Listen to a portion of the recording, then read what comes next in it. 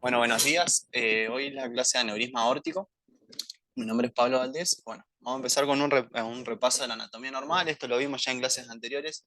Aorta ascendente, aorta callado de la aórtica, aorta descendente. Lo que nosotros vamos a hablar son las dilataciones aneurismáticas que van a afectar a la aorta ascendente, al callado, y justamente el límite que vamos a usar es el diafragma para hablar de aorta torácica y aorta abdominal, ¿sí? Esto ya lo habíamos. En cuanto a la definición, vamos a hablar que los aneurismas son segmentos patológicos de dilatación de la aorta que se expanden, y está remarcado la gran complicación y lo que queremos evitar con todas las terapéuticas que vamos a utilizar tanto en prevención como posteriormente en la reparación de los aneurismas, que es que se rompan, ¿sí? Lo que más se teme justamente de esta patología es que la dilatación, y conforme va pasando y la evolución natural de la enfermedad, hace que se dilate una porción de la aorta y predisponga a romperse, ¿sí? Un criterio de dilatación aórtica que se usa es el aumento del diámetro mayor al 50% relacionado con la edad y el sexo del grupo etario que estemos hablando, ¿sí? Y bueno, y en cuanto a los aneurismas, es la segunda ortopatía más frecuente después de la aterosclerosis. Las clasificaciones que vamos a hablar, en primera instancia vamos a hablar de una clasificación, se podría decir, morfológica, en donde vemos que se los puede dividir en aneurismas fusiformes y aneurismas saculares. En cuanto a los aneurismas fusiformes, son los tipos más frecuentes y son dilataciones simétricas con afectación de toda la circunferencia aórtica, y los saculares son imaginaciones o aneurismas de una parte de la pared aórtica, y siempre vamos a hablar de aneurismas verdaderos en esta clase porque justamente es el compromiso de toda la pared, de todas las capas, difiriéndolo de lo que habíamos hablado ya de pseudoaneurisma aórtico en clases anteriores. Otra forma, y la que más vamos a mencionar en esta clase, es la clasificación de aneurismas aórticos entre abdominales y torácicos. Los aneurismas abdominales son el segmento aórtico por encima del diafragma, lo que habíamos dicho, y los torácicos por debajo del diafragma. Cabe destacar que el aneurisma, digamos, o la clasificación dicotómica que nosotros vamos a estar mencionando ahora, es interpretación didáctica más que nada porque pueden coexistir, y además pueden haber aneurismas que en la contigüidad afecten la parte torácica y por debajo del diafragma, haciéndose aneurismas abdominales. En cuanto vamos a empezar hablando del aneurisma de aorta abdominal. Se dice que los aneurismas de aorta abdominales se definen como una aorta abdominal mayor a 3 centímetros de diámetro.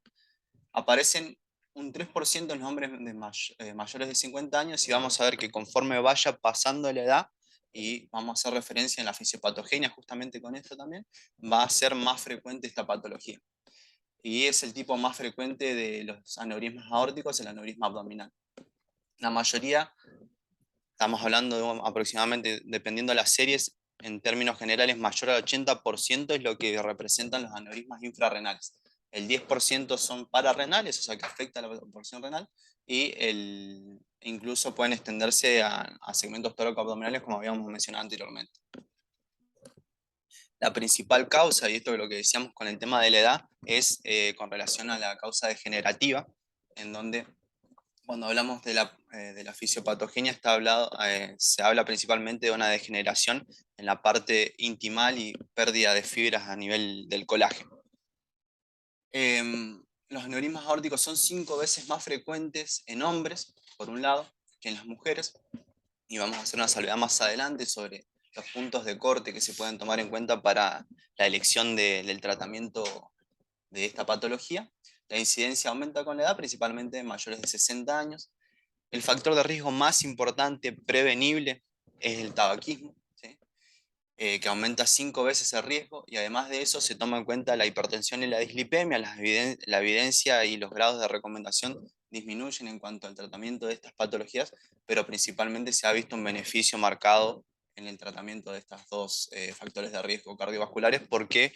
Porque justamente al ser una enfermedad degenerativa o afiliarse con una enfermedad degenerativa, también se ha visto que tienen mayor riesgo de enfermedades como arteriopatía a nivel coronario y eventos cardiovasculares en general. El 20% de los pacientes con aneurisma aórtico tienen antecedentes heredofamiliares positivos y esto destaca el componente genético y vamos a hablar un poco de los métodos de screening y referido a esto. La patogenia, algo habíamos hablado con la filmina anterior, lo que decimos que es una inflamación crónica de la parte de la pared vascular y eso produce rotura y degeneración de la media y de la íntima, principalmente con una principal dilatación que predispone justamente por la debilidad de la pared. Y todo esto se presume a punto de partida de una fisiopatología de origen autoinmune, ¿sí? Una autoanticuerpos, mediadores celulares que interfieren en células inflamatorias que generan aumento de las proteasas y eso genera aumento de la destrucción de moléculas a nivel de la pared aórtica. En cuanto a la historia natural, la patología cursa silente mucho tiempo, esto lo sabemos, ¿sí? Y cuando da síntomas, principalmente lo da en relación a sus complicaciones, ¿sí? Factores de riesgo, los que habíamos mencionado, y estos factores de riesgo también tienen relación con el mayor, como dijimos que es una patología degenerativa, también tenemos los factores de riesgo van a incidir en la mayor progresión de esta patología degenerativa, ¿sí? En cuanto a eso tenemos que destacar el tabaquismo, la genética, y que cuanto mayor sea el diámetro de la dilatación aneurismática, mayor va a ser el crecimiento de esta aneurisma.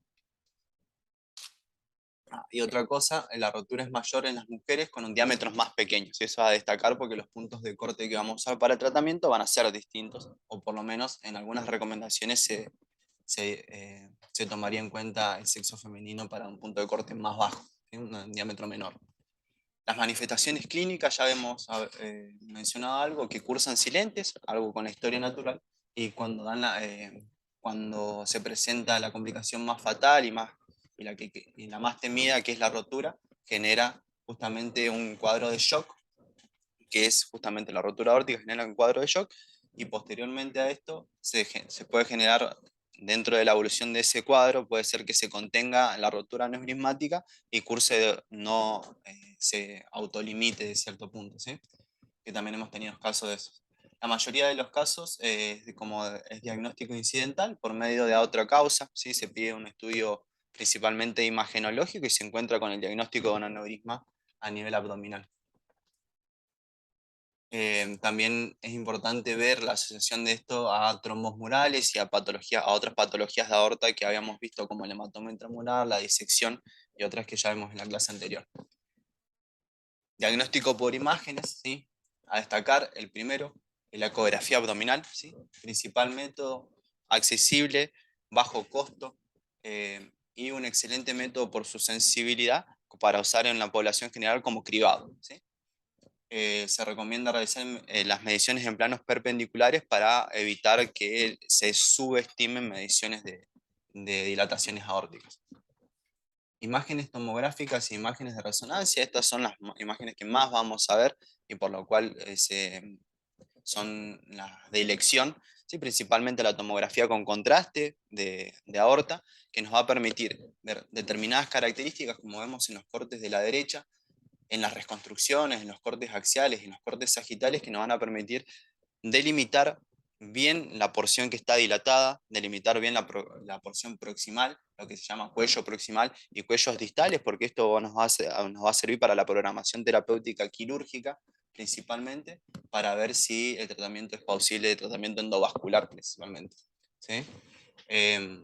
La principal característica de la tomografía, además de eso de ver las lesiones aneurismáticas, es que permite ver calcificaciones adheridas a la pared, calcificaciones por dentro y miointimales, que la resonancia magnética no podría visualizar, o por lo menos lo ve en menor categorización. Y justamente las contraindicaciones habituales de la resonancia magnética. Acá lo que más se usa es angiotomografía de aorta, ¿sí? En cuanto a la detección sistemática, cribado de justamente esta patología, y es muy importante porque las recomendaciones se tienen en cuenta que hay que llegar antes, ¿sí? Para determinar el tratamiento oportuno, y diagnóstico oportuno y tratamiento precoz.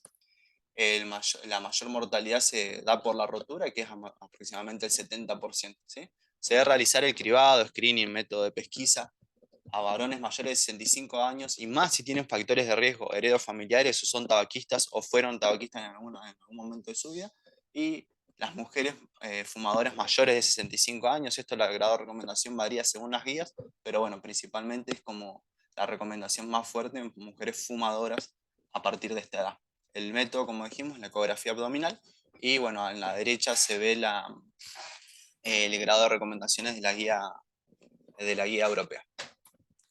Importante, muy importante esto, uno a veces, como es una patología que cursa silente, hay un grado de sospecha en pacientes que tienen dilataciones aneurismáticas en otra parte del cuerpo, ya sea zonas más accesibles, por ejemplo, la zona femoral, la zona poplitea, donde uno hace diagnóstico de un aneurisma popliteo, en un ejemplo,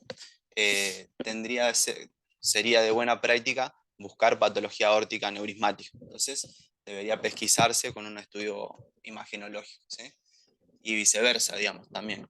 En el grado de recomendaciones de la mano derecha del cuadro también destaca que cuando uno hace diagnóstico de patología aneurismática, en la aorta tendría que pesquisar arteriopatía periférica, aneurismas principalmente.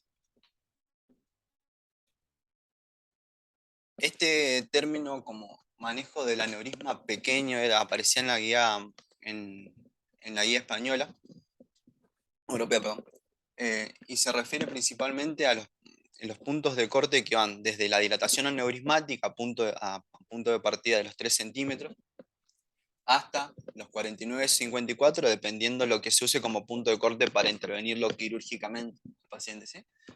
Y son principalmente el manejo, el seguimiento que le vamos a ofrecer a los pacientes, además del tratamiento médico que vamos a destacar, principalmente destinado a los factores de riesgo cardiovascular. Obviamente la cesación tabáquica, que dijimos que es el principal factor de riesgo, el tratamiento de la hipertensión y el tratamiento de la dislipemia, ¿sí? En ese grado de relevancia.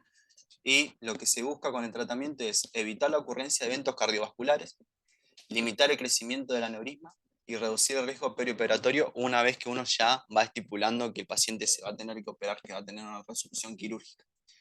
Y los puntos de corte que se recomiendan y el seguimiento imagenológico principalmente va a ser clínico imagenológico, va a ser a partir de los 25-29 milímetros, debería tener el paciente una valoración nueva a los 4 años.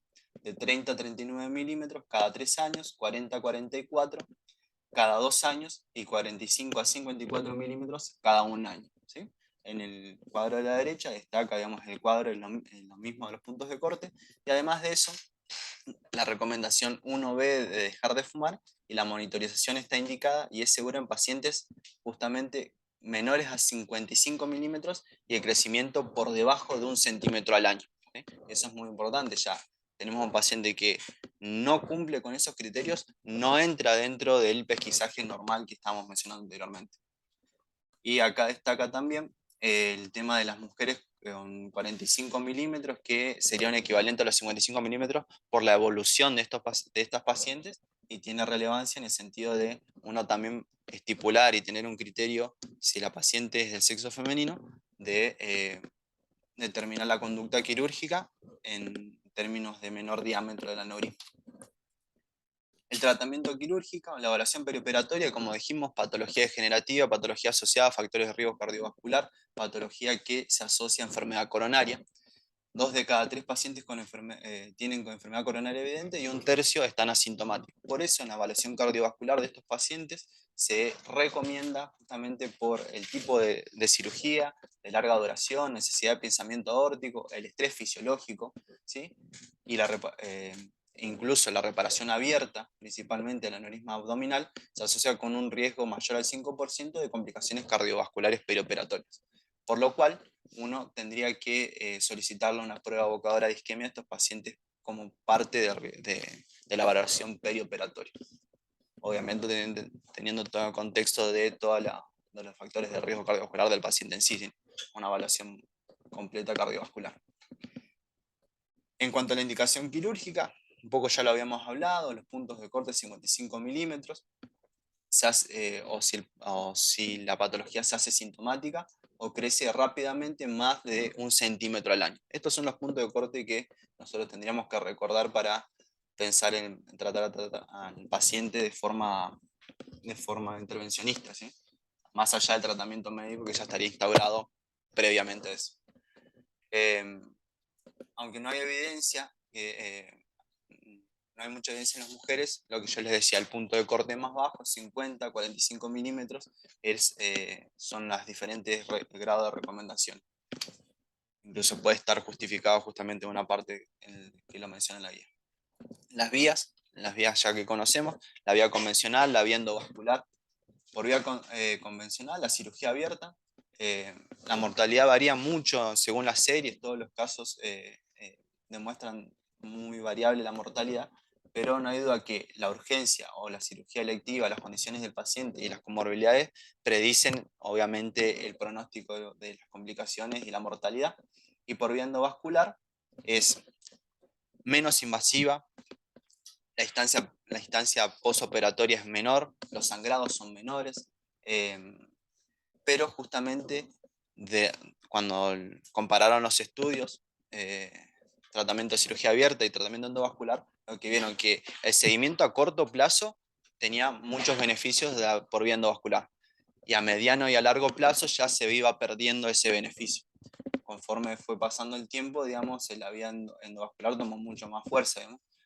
Y lo que hay que tener en cuenta era lo que dijimos, que también habíamos destacado en la parte imagenológica, que es que le va al cirujano, al que va a hacer el procedimiento, le va a servir mucho para destacar a qué tipo de tratamiento le va a hacer, porque va a poder detallar la zona de implantación proximal, la zona de anclaje proximal, la proximidad a las arterias viscerales, a las ramas de la arteria aorta, principalmente las arterias renales, si va a tener que hacer una endoprótesis y hacerle fenestraciones o pedir otro tipo de endoprótesis, la tortuosidad de la aorta, la afectación de las arterias renales, como habíamos dicho, las lesiones oclusivas o irregularidades marcadas, y la presencia de complicaciones locales o trombos. Toda esa caracterización le va a servir para la programación del procedimiento en sí mismo y qué tipo de cirugía se le va a ofrecer, siendo vascular o cirugía convencional. En conclusión, con todo lo que hablamos, bueno, fotos del tratamiento endovascular, el tratamiento por cirugía abierta. En conclusión, se podría decir que si en la programación perioperatoria las condiciones están dadas para el tratamiento endovascular, sería de elección esto. ¿Sí? El tratamiento endovascular principalmente, si la anatomía es apta, principalmente son características anatómicas las que mencionamos, y en otros términos, si no está el paciente apto por esto justamente, porque no ofrece gran navegabilidad para la colocación de la endoprótesis, se preferiría en este caso cirugía abierta. Y pacientes asintomáticos, no aptos por su riesgo cardiovascular o riesgo general, se tendría que ofrecer solamente tratamiento médico, como última recomendación. Las complicaciones, ¿sí? Principalmente referidas al tratamiento endovascular, vasculares, isquemia medular en el sitio de punción, hematomas locales, retroperitoneales e infecciones neurológicas a accidente cerebrovascular, las endofugas, que va a ser lo que vamos a hacer una mención especial, ¿sí? Hay 5 tipos de endofugas, endolix, en donde está el tipo 1, que es pérdida del sellado completo en el extremo proximal, el tipo 2, que es el más frecuente, que es el llenado retrógrado del saco neurismático por arteria lumbar o mesentérica inferior, que estos sangrados se tienden a autolimitar en la progresión de los síntomas, ofrece un seguimiento, digamos, o la oportunidad de un seguimiento. El tipo 3, que es la separación de los componentes y disrupción del tejido de injerto. Tipo 4, infiltración de sangre a través del material poroso, que es justamente por la endoprótesis. Y el tipo 5, expansión continua del saco neurismático, sin fuga imagenológicamente demostrable. Y lo que nos tiene que quedar como concepto, que si uno piensa en el tipo 1, que es por pérdida del sellado completo, y el tipo 3, la separación de los componentes, uno sabe que es por falla, digamos, de la colocación en sí mismo, y merecería la reparación quirúrgica, la resolución quirúrgica. Los otros tipos son los que ofrecen la oportunidad de un seguimiento y otro tipo de enfoque, ¿sí?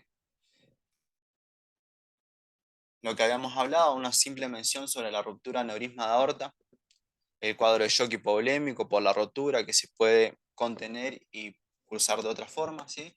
La clínica es un dolor abdominal, hipertensión, hasta que llega el shock que empieza a bajar la presión. masa pulsátil y puede estar presente esta clínica típica, por decirlo de alguna forma, hasta en el 50% de los casos.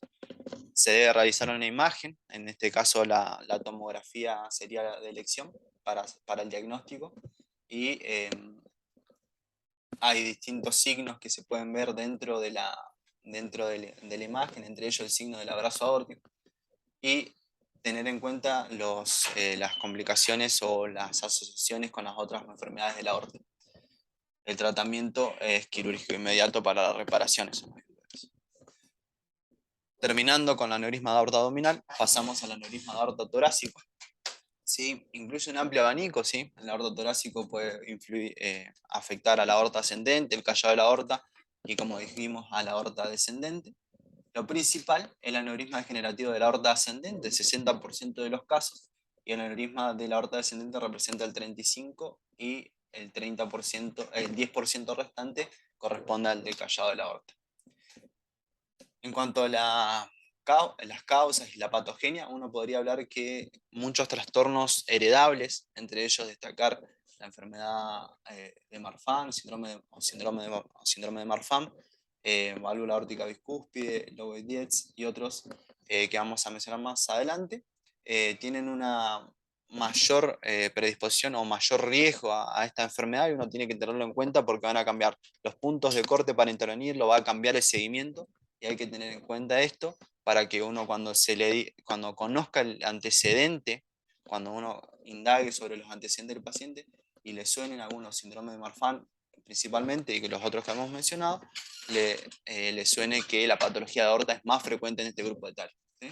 Factores de riesgo los mismos: tabaquismo, hipertensión y antecedentes familiares, los antecedentes de enfermedades degenerativas y congénitas, lo que hemos mencionado. Y en cuanto a la patología, la fisiopatología en realidad, lo que se ha encontrado es una degeneración quística de la media, es una aparición de quistes en reemplazo del material colágeno en material extracelular que genera la debilidad de la pared, y esto se ve principalmente en el síndrome de Marfan, pero también es un proceso, este proceso quístico que hemos mencionado, también se da de forma degenerativa en todos, digamos, ¿sí? Pero se ve más acelerado en estos pacientes. Este cuadro que lo habíamos visto, tomado de la clase anterior, destaca y da mención sobre los distintos síndromes: síndrome de Marfan, Lowe-Dietz, aorta torácica familiar, Ehlers-Danlos, válvula aórtica bicúspide, ¿sí? Pacientes que nosotros vemos muy frecuentemente, síndrome de Turner y síndrome de aneurisma y osteoartritis, con su digamos, con su trastorno genético y el síndrome de Marfan autosómico dominante, el gen FBN1 y las principales características clínicas. Y vamos a ver simplemente mención, y para que lo tengamos como para eh, detallar cada una de estas patologías, pero principalmente lo que nos tiene que quedar como concepto es que uno, cuando tiene el antecedente de este tipo de síndromes, tiene mayor riesgo de tener enfermedad aórtica, y uno tendría que pesquisarlo y usar otros puntos de corte, como vamos a ver.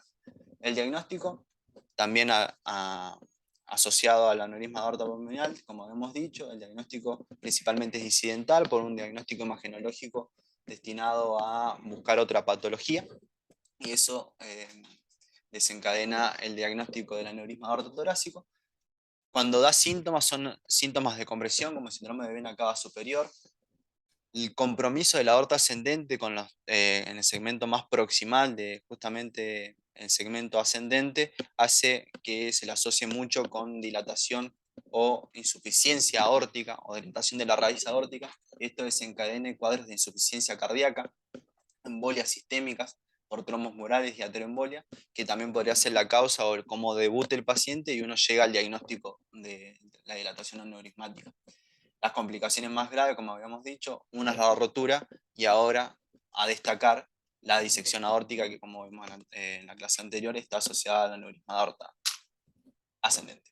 Diagnóstico por imágenes, uno podría ver, en primera instancia, de menor complejidad a mayor complejidad, en primera instancia pedir una radiografía de tórax, en donde cuáles son los datos que nos tendrían que llamar la atención. Un botón aórtico prominente, un ensanchamiento mediastínico, ¿sí? De la silueta mediastínica, en donde a uno le tendría que llamar la atención, si bien uno ve que en el envejecimiento o por la disposición de la aorta puede haber una tortuosidad o un desdoblamiento de la aorta que te impresiona un mediastino ensanchado, uno tendría que llamarle la atención a partir de la radiografía para pedir un estudio de mayor complejidad, como es el ecocardiograma o la tomografía de resonancia. El ecocardiograma permite la visualización, una buena visualización, tanto de la porción sinusal, la unión sinotubular y la porción tubular ascendente de la aorta, pero no permite una caracterización óptima, digamos, del callado de la aorta y la aorta descendente. Pero sí lo que nos permite es la evaluación funcional de la válvula, que dijimos que está, de la válvula aórtica, que está íntimamente relacionado con esta patología, y los estudios de elección son la tomografía y la resonancia, como habíamos visto anteriormente, con las caracterizaciones que nosotros ya sabemos, que nos permite ver el compromiso de la afectación, si tiene asociado hematoma intramural, perdón, o úlcera penetrante de aorta, o otras patologías de aorta, ¿sí? Y dentro de esto, destacar que se recomienda el cribado imagenológico en pacientes con síndrome de Marfan y válvula aórtica bicúspide. En cuanto a la evolución natural, los pacientes cursan silentes gran parte de su patología, pero a destacar que los pacientes que tienen síndromes tienen un mayor crecimiento que llega hasta 2,1 milímetros al año. Varían mucho dependiendo cuál es el síndrome del que estemos hablando. El síndrome de Marfan 0,5 a 1, luego el 10 a 10 milímetros al año, y aneurisma aortotorácico descendente crecen más rápido, 1 milímetro al año aproximadamente. Se ha visto que los pacientes que tienen una dilatación aneurismática mayor a 60 milímetros en la aorta ascendente o mayor a 70 en la aorta descendente tienen mayor riesgo de rotura, con esto que decíamos, a mayor crecimiento, mayor progresión de la enfermedad y mayor progresión hacia la rotura. El tamaño del aneurisma es el factor de riesgo más importante para la rotura y la disección, las complicaciones más temidas y lo que queremos evitar. En el seguimiento imagenológico, ¿sí? Tenemos el aneurisma degenerativo en la población general, 3,5 a 4,4 centímetros, imagen anual, 4,5 a 5,4, imagen anual o bianual, ¿sí? O sea, cada 6 meses. Y síndrome de Marfan y válvula aórtica bicúspide y síndromes aórticos familiares, los puntos de corte cambian, 3,5 a 4,4, la imagen es anual, y 4,5 a 5, que ahí cambia, y la imagen es bianual, o sea, cada 6 meses. Tratamiento médico, algo que tiene que estar desde la base, el tratamiento de la hipertensión, el tratamiento de la sedación tabáquica. En los pacientes con síndrome de Marfan se recomienda el uso de betabloqueantes, y los pacientes que tienen otros factores de riesgo cardiovascular, tratamiento con estatinas estaría indicado, tratamiento con aspirina también, pero principalmente son el tratamiento de la hipertensión y el cese tabáquico. En cuanto al tratamiento intervencionista, vamos a ver que los tratamientos pueden ser de la aorta ascendente, lo que habíamos visto en la clase anterior también, el reemplazo de la raíz aórtica, cuando es la cirugía de venta de Bono, el reemplazo por el aórtico, un bypass aorto-aórtico en la segunda imagen, o en la segunda y tercera, y los tipos de cirugía, perdón, que van a ofrecer la preservación de la válvula. Entre ellos, bueno, acá vemos otra del ventral de Bono, con el reemplazo de la válvula aórtica y la aorta ascendente con un tubo de Dacron. Las técnicas de remodelado y reimplante, Davids y Jacob, ¿sí? En donde lo que se le ofrece al paciente por indemnidad de la válvula, ¿sí? Porque no tiene insuficiencia valvular, preservarla justamente. Ambas reemplazan los senos coronarios, ambas preservan las válvulas nativas, y ambas se recetan los ostium coronarios. El remodelado y el reimplante, la gran diferencia, como habíamos visto, es justamente el apoyo que le da a la raíz aórtica. La reparación endovascular, vamos a hacer mención sobre los mismos beneficios, ¿sí? La reducción del sangrado, la menor tasa de complicaciones cardiopulmonares, la estancia hospitalaria, el costo y la mortalidad descendidos. Y los candidatos son alto riesgo para cirugía cardiovascular, antecedentes de enfermedad cardiopulmonar grave, alteraciones en la coagulación y aneurismas asociados con disección y postraumáticos, ¿sí? Uno cuando ya estipula que el aneurisma tiene criterio quirúrgico, tiene que tener una evaluación exhaustiva de esa válvula aórtica, tiene que tener, en la evaluación perioperatoria hablamos, ¿no? Además de eso, tiene que tener en cuenta si tiene asociado otro tipo de patología en otro segmento de la aorta, y con eso llegaron principalmente a ver qué se le ofrece al paciente en el tratamiento invasivo, ¿sí? Los puntos de corte y las recomendaciones, ¿sí?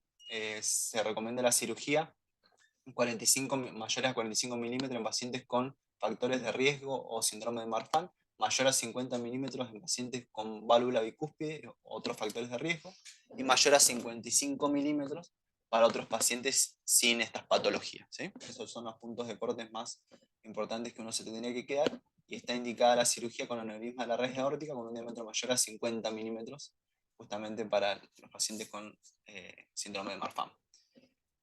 Pacientes con otros factores de riesgo, como antecedente familiar de disección o crecimiento mayor a 3 milímetros al año, insuficiencia aórtica grave o intención de gestar, se tienen que aceptar puntos de corte más bajos, 45 milímetros.